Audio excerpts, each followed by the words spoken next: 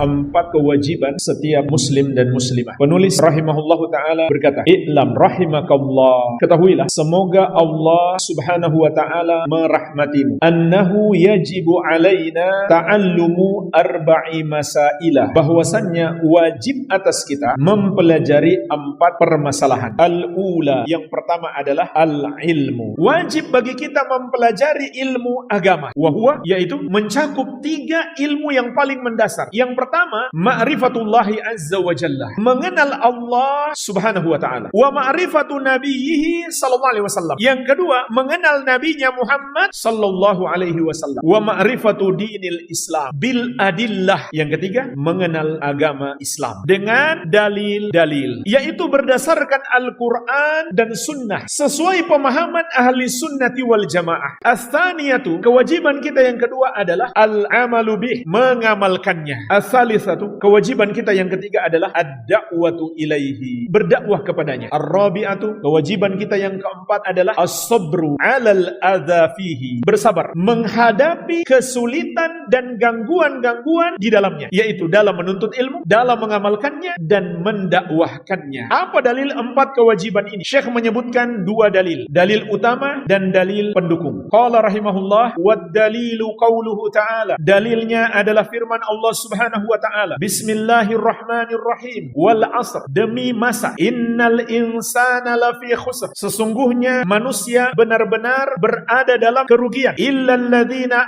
amanu wa amilus solihati wa tawasaw bil haqqi wa tawasaw bis sabr, kecuali orang-orang yang beriman dan beramal soleh dan saling berwasiat dengan kebenaran dan saling berwasiat dengan kesabaran. Surat Al-Asr ayat 1 sampai ke 3. Inilah dalil 4 kewajiban. Mari kita bahas sisi pendalilan dalam ayat ini. Allah subhanahu wa ta'ala memulai surat ini dengan sumpah demi masa. Dan di sini ada 2 faedah penting. Pertama, tidaklah Allah bersumpah dengan menyebut nama salah satu makhluknya kecuali makhluk itu sangat penting untuk diperhatikan. Dan waktu adalah hal yang sangat penting dalam hidup kita untuk kita manfaatkan sebaik-baiknya. Yang kedua, yang boleh bersumpah dengan menyebut nama makhluk hanya Allah subhanahu wa ta'ala. Sedangkan kita tidak boleh bersumpah kecuali dengan menyebut nama Allah, karena Rasulullah sallallahu alaihi wasallam bersabda, man halafa bi ghairillahi faqad kafara aw asyraka, barang siapa bersumpah dengan menyebut selain nama Allah maka dia telah melakukan kekafiran atau kesyirikan. Dan Allah gunakan di sini 3 muakkidat, 3 kata-kata penguat. Yang pertama, sumpah demi masa. Yang kedua, innah, ini kata penguat untuk menekankan kalimat. Yang ketiga, huruf lam pada lafi. Subhanallah, ini menunjukkan apa yang disampaikan dalam ayat ini sangat penting. Sampai Allah menggunakan 3 penguat, 3 penekan kalimat. Apa yang ingin Allah sampaikan sehingga menggunakan 3 penekan? Innal insana lafi khusr. Sesungguhnya manusia di sini bermakna umum, semuanya tanpa pengecualian. Pengecualian nanti di ayat berikutnya. Benar-benar berada dalam kerugian. Untuk menyampaikan ini Allah kuatkan dengan 3 kalimat penguat. Manusia semuanya merugi. Artinya di dunia tersesat dan di akhirat akan mendapatkan azab. Semua manusia. Di ayat berikutnya baru Allah subhanahu wa ta'ala berikan pengecualian. Pengecualiannya adalah yang memiliki 4 hal. 4 hal inilah dalil kewajiban 4 perkara yang kita pelajari. Yang pertama, illal ladzina amanu, kecuali orang-orang yang beriman. Dan iman yang benar adalah iman yang dibangun di atas dasar ilmu. Oleh karena itu, di dalamnya terkandung kewajiban menuntut ilmu. Yang kedua, wa amilus solihat, dan orang-orang yang beramal soleh. Imam Ibnul Qayyim rahimahullah menjelaskan, amal soleh itu adalah amalan yang dilakukan dengan 2 syarat. Yang pertama, atas dasar ikhlas karena Allah. Yang kedua, mengikuti petunjuk Nabi Muhammad sallallahu alaihi wa ala alihi wasallam. Oleh karena itu, amalan yang tidak ikhlas tertolak, dan amalan yang tidak sesuai petunjuk Nabi sallallahu alaihi wasallam tertolak. Kenapa? Karena itu bukan amal soleh. Berarti itu amal yang buruk. Meskipun perasaan kita mengatakan baik, meskipun mayoritas orang berkata itu baik, namun itu amalan yang buruk sehingga Allah tidak terima. Dan amal soleh itu tidak bisa kita realisasikan kecuali berdasarkan ilmu. Yang ketiga, watawasau bil haq, saling berwasiat dengan kebenaran. Berarti dakwah, menyampaikan ilmu yang sudah kita ketahui. Yang keempat, watawasau bis sabr, dan saling berwasiat dengan kesabaran. Berarti wajib sabar. Maka jemaah sekalian, jelaslah ini adalah dalil 4 kewajiban kita dalam hidup. Betapa pentingnya ayat ini sampai penulis rahimahullahu ta'ala menyebutkan, qala Syafi'i rahimahullahu ta'ala, berkata Imam Syafi'i, semoga Allah merahmati beliau, lau ma anzalallahu ala khalqihi hujjatan illa hadhihi surah lakafathu, andai Allah subhanahu wa ta'ala tidak menurunkan hujjah atas makhluknya kecuali surat ini saja, maka itu sudah mencukupi mereka. Maksudnya jemaah sekalian, Andai surat ini saja yang Allah turunkan untuk mengingatkan apa kewajiban kita di dalam hidup ini, maka itu sudah cukup. Karena dalam surat ini sudah terkandung semua kewajiban kita. Namun maksud beliau secara global. Ini 4 kewajiban kita. Menuntut ilmu, mengamalkannya, mendakwahkannya, dan bersabar. Jadi seluruh agama Islam kembali kepada 4 ini. Kita pelajari, kita amalkan, kita dakwahkan, dan kita bersabar. Inilah jemaah sekalian dalil utama. Dalil pendukung. Wa qala al-Bukhari rahimahullahu ta'ala. Berkata Imam Al-Bukhari, babun al-ilmu qabla al-qawli wal amal. Bab ilmu sebelum ucapan dan perbuatan. Penulis rahimahullah ingin menguatkan kewajiban yang pertama, kewajiban menuntut ilmu. Karena ucapan dan perbuatan kita tidak akan benar tanpa ilmu. Karena syarat diterimanya ibadah harus sesuai petunjuk Nabi Muhammad SAW. Gimana agar bisa sesuai petunjuk beliau? Tentu harus kita pelajari terlebih dahulu. Wad dalilu qauluhu ta'ala. Dalilnya, ilmu harus didahulukan sebelum ucapan dan perbuatan adalah firman Allah Subhanahu wa ta'ala, fa'lam annahu la ilaha illallah wastaghfir li dzambik. Fa'lam, maka ketahuilah, berilmulah bahwasannya la ilaha illallah, tidak ada yang berhak disembah kecuali Allah, dan mohonkan ampunan atas dosamu. Surat Muhammad ayat ke-19.